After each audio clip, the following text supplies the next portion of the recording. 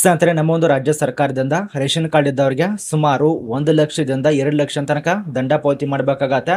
Ration card ಇದ್ದವರಿಗೆ FIR ಕೂಡ ಮಾಡಿಸ್ತಿದ್ದಾರೆ. ಇದೊಂದು ಬ್ಯಾಡ್ ನ್ಯೂಸ್ ಅಂದ್ರೆ ತುಂಬಾ ಡೇಂಜರ್ ಆಗಿರತ್ತೆ. ಇದು ಮೊದಲನೇದಾಗಿ ರೂಲ್ಸ್ ಅನ್ನ ಜಾರಿ ಮಾಡಿದ್ರೆ, ಇನ್ನೊಂದು ಎರಡನೇ ರೂಲ್ಸ್ ಅಂದ್ರೆ ಕೇಳಿದ್ರೆ ತುಂಬಾ ಬೆಚ್ಚ ಬೀಳ್ತಾರ.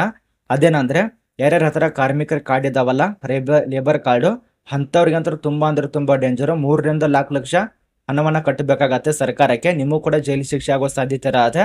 ದಯವಿಟ್ಟು ನಾನು ಹೇಳುವಂತ ಈ ಕೆಲಸ ಮಾಡಿ, ನಿಮಗೆ ಜೈಲಿಗೆ ಕೂಡ ಹೋಗೋದು ಹತ್ತೋದಿಲ್ಲ, ಮತ್ತು ಇನ್ನೊಂದು ನೀವು ಕೂಡ ಸೇಫ್ ಆಗಿ ಉಳಿತೀರ. FIR ಕೂಡ ಆಗೋದಿಲ್ಲ. ಒಂದೊಂದಾಗಿ ತಿಳಿಸ್ಕೊಡ್ತಾನೆ. ಏನು ಸರ್ಕಾರದಿಂದ ಹೊಸ ನೋಟಿಸ್ದಲ್ಲಿ ತಿಳಿಸ್ಕೊಟ್ಟಿದ್ದಾರೆ. ಈ ಒಂದು 2024 ಮುಗಿತಾ ಬರ್ತಾ ಇದೆ. ಇದು ಕೂಡ ನಿಮ್ಗೆ ಗೊತ್ತಿದೆ. ಆದಷ್ಟು ಈ ಒಂದು ಸಣ್ಣ ಕೆಲಸ ಮಾಡಿ ಎಲ್ಲ ತಿಳಿಸ್ಕೊಡ್ತಾನೆ. ದಯವಿಟ್ಟು ಚಾನಲ್ ಅನ್ನು ಸಬ್ಸ್ಕ್ರೈಬ್ ಮಾಡ್ಕೊಳ್ಳಿ. ಉಚಿತವಾಗಿರತ್ತೆ.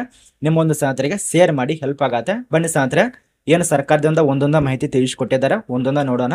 ಇಲ್ಲಿ ಮೊದಲನೇದಾಗಿ ಯಾರ್ಯಾರು ಲೇಬರ್ ಕಾರ್ಡ್ ಅನ್ನ ಉಪಯೋಗ ಮಾಡ್ಕೋತಾ ಇದ್ದಾರಾ, ಯಾರ್ಯಾರು ಲೇಬರ್ ಕಾರ್ಡ್ ಅನ್ನ ಅಂದ್ರೆ ಕಾರ್ಮಿಕರ ಕಾರ್ಡ್ ಅನ್ನ ಬಳಸ್ಕೋತಾ ಇದ್ದಾರಾ, ನಿಮ್ಮ ಹತ್ರ ಕಾರ್ಮಿಕ ಕಾರ್ಡ್ ಇತ್ತಂದ್ರೆ ಈ ಒಂದು ಕೆಲಸ ಮಾಡಲೇಬೇಕು. ಏನಂದ್ರೆ, ನೀವು ಕಾರ್ಮಿಕರ ಕಾರ್ಡ್ ನಿಜವಾಗಲೂ ಇದ್ರೆ, ಕಾರ್ಮಿಕರ ವ್ಯಕ್ತಿ ಆಗಿತ್ತಂದ್ರೆ ಮಾತ್ರ ನಿಮ್ಮ ಹತ್ರ ಕಾರ್ಮಿಕರ ಕಾರ್ಡ್ ಇರಬೇಕು.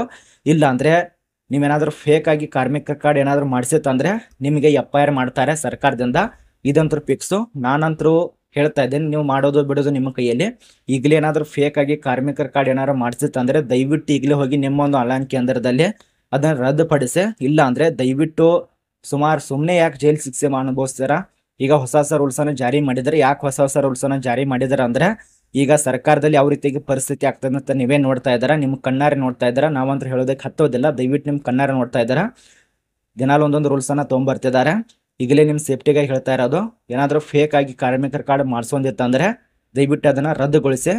ಮತ್ತು ನಿಜವಾಗಿ ಕಾರ್ಮಿಕರು ಇತ್ತಂದ್ರೆ, ನೀವು 100% ಕಾರ್ಮಿಕರು ಇದ್ದೀರಾ ಅಂದ್ರೆ ಅಂಥವ್ರು ಯಾವುದೇ ರೀತಿ ಟೆನ್ಷನ್ ತಗೋಬೇಡಿ, ಹೆದರಬೇಡಿ.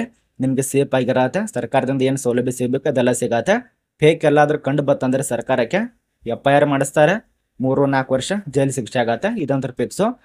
ಇದಕ್ಕೆ ಸಂಬಂಧಪಟ್ಟಂತೆ same to same ration card, ಇದು ಕೂಡ ಅದೇ ರೀತಿಯಾಗಿ ಮಾಡಿದ್ದಾರೆ.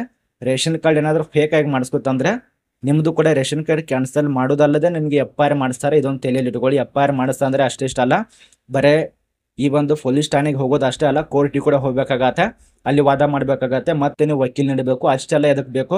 ಈಗಲೇ ರೇಷನ್ ಕಾರ್ಡ್ ಏನಾದರೂ ಫೇಕ್ ಮಾಡಿಸ್ಕೊತಿತ್ತಂದ್ರೆ, ನಿಮ್ದು APL ಆಗಬೇಕಿತ್ತು, ಅದನ್ನು BPL ಮಾಡಿಸ್ಕೊಂಡಿದ್ದಾರೆ ಅಂದ್ರೆ ದಯವಿಟ್ಟು ಹೇಳ್ತಾ ಇದ್ದೇನೆ, ಈಗಲೇ ಅದನ್ನು APL ಮಾಡಿಸ್ಕೊಳ್ಳಿ, ಕನ್ವರ್ಟ್ ಮಾಡಿಸ್ಕೊಳ್ಳಿ. ಇಲ್ಲ ಅಂದರೆ FIR ಮಾಡಿಸ್ಕೋತಾರೆ. ಅದೇ ರೀತಿಯಾಗಿ ನಿಮಗೆ 2-3 ವರ್ಷ ಜೈಲು ಶಿಕ್ಷೆ ಆಗತ್ತೆ. ಇದಂತರೂ ಫಿಕ್ಸ್, ಕಟ್ಟಿಟ್ಟು ಬುತ್ತೆ.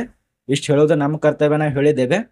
ಏನು ನ್ಯೂಸ್ ರಿಪೋರ್ಟರ್ ಕೆಲಸ ಇದೆ ಅದನ್ನು ನಾವು ಮಾಡ್ತಾ ಇದ್ದೇವೆ. ದಯವಿಟ್ಟು ನಿಮ್ಮ ಕೆಲಸ ಏನಿದೆಯಲ್ಲ ಅಷ್ಟು ಮಾಡ್ಕೊಳ್ಳಿ.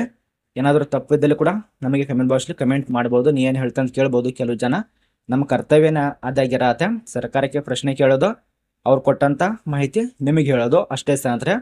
ಇನ್ನೊಂದು ಸ್ನೇಹಿತರೆ ಹೇಳಬೇಕಂದ್ರೆ, ದಯವಿಟ್ಟು ಕಾರ್ಮಿಕರ ಕಾರ್ಡು ಫೇಕ್ ಇದ್ದವರು ರದ್ದುಗೊಳಿಸಿ, ಫೇಕ್ ರೇಷನ್ ಕಾರ್ಡ್ ಇದ್ದವ್ರು ರದ್ದುಗೊಳಿಸಿ. ಸುಮ್ಮನೆ ಯಾಕೆ FIR ಮಾಡಿಸ್ಕೊಂಡು ಮತ್ತೆ ಜೈಲು, ಕೋರ್ಟು, ಅದು ಇದು ಅಂತ ಹೇಳಿ ಅಲ್ದಾಡ್ತೀರಾ.